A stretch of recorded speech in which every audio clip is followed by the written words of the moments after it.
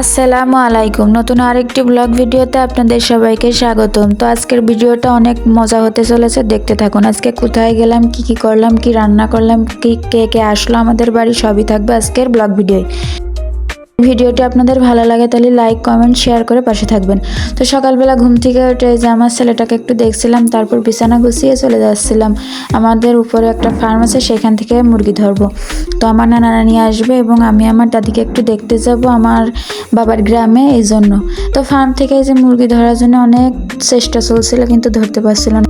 চেষ্টা করছিল, এর মধ্যে আমার নানা চলে এসেছে, এই যে আমার জন্য সেই জনপ্রিয় ক্রিম পাউরুটি। এরপর দেখি যে অবশেষে মুরগিটা ধরা হয়ে গেছে, তাই নিয়ে আসছিল। এবার আমার আম্মু হাতে নিয়ে দেখছে যে আসলে মুরগিটা কতটুকু ওজন আছে কিনা, সবার হবে কিনা আরেকটা ধরা। এরপরে এই যে মুরগিটা জবাই দিয়ে কোটাকুটি চলছিল, তাড়াতাড়ি রান্না করতে হবে এবং খাবার দাবার খেয়ে আমি আবার একটু বের হব।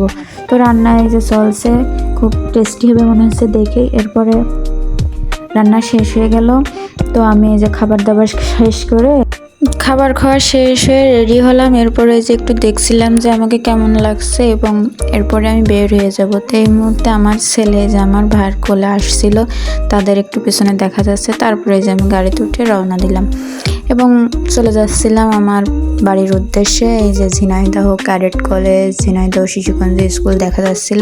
তো এখান থেকে আমি একটু ছোট ছোট ক্লিপ নিয়েছি এবং চলে যাচ্ছিলাম। তো আমার বাড়ি যেহেতু ঝিনাইদহ জেলার ভিতরে, কিন্তু থানা শৈলকুপা থানা এবং গ্রামের নাম শেখপাড়া রামচন্দ্রপুর, তাই সেইখানে যাওয়ার জন্য আমার অনেকটা সময় লাগবে এবং সেজন্য আমি বাসে করে যাচ্ছিলাম।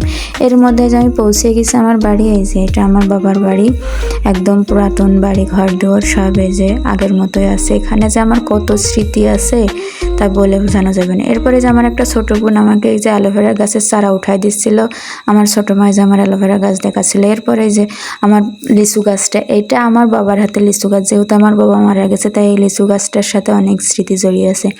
এইটা আমার এই যে মেজু চাচার বাড়ি এবং এই পাশে যেহেতু আমাদের বাড়ি করার জন্য জায়গা রেখে দিয়েছে, এই জন্যই পড়েই আছে, জঙ্গল হয়ে আছে। এরপরে যে আমার ছোটো কাকুর বাড়ি দেখছিলাম, দেখে যে চারিপাশটা কীভাবে আছে। এই বাড়ি, এই জায়গায় আমার অনেক স্মৃতি ছোটোবেলা থেকে, যেখানে বড় হয়েছি, যাদের সাথে বড় হয়েছে এখন তারাই আমার অপরিচিত। যেহেতু এখানে থাকা হয় না অনেক বছর, আমরা এখানে থাকি না, আমরা যেহেতু ঝিনাইদহ শহরে থাকি, তো গ্রামে আমাদের থাকা হয় না আর আমাদের সেভাবে যাওয়া আসাও হয় না, এই জন্যই জানি না চারিপাশটা কীভাবে।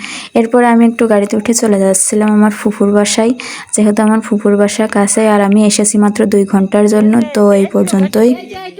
এরপর ফুফুর বাসা কিছুক্ষণ বেরিয়ে এই যে গাড়িতে উঠছি আমি আবার রওনা দেওয়ার জন্য, কারণ সন্ধ্যা লেগে যাবে এবং আমার ছেলে কাঁদবে। তো আজকের ভিডিওটা এই পর্যন্ত। যদি আপনাদের ভালো লাগে তাহলে একটা লাইক কমেন্টস অ্যান্ড শেয়ার করে ফলো দিয়ে পাশে থাকবেন, যাতে সামনে এগিয়ে যেতে পারে আপনাদের ভালোবাসা এবং দোয়ায়।